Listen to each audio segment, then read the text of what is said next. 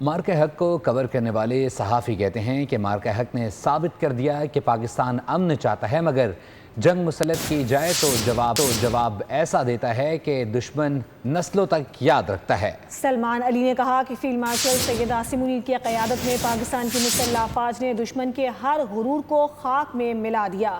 احمد منصور، like الرحمان، جاوید سومرو اور صدیق ساجد نے بھی اپنے تاثرات دیے۔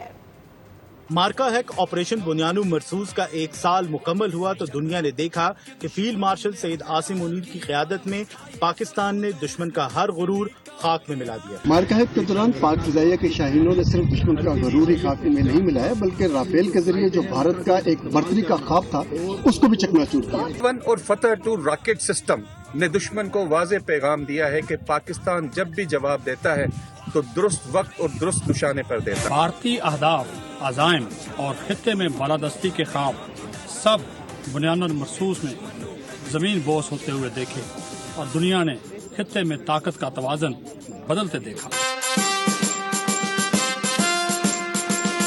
پکی خبر یہ ہے کہ پاکستان نے مارکہ حق میں یہ ثابت کیا ہے کہ پاکستان امن چاہتا ہے، لیکن اگر دشمن جنگ مسلط کرنا چاہتا ہے تو پاکستان ایسا جواب دیتا ہے کہ دشمن نسلوں تک پھر یاد رکھتا ہے۔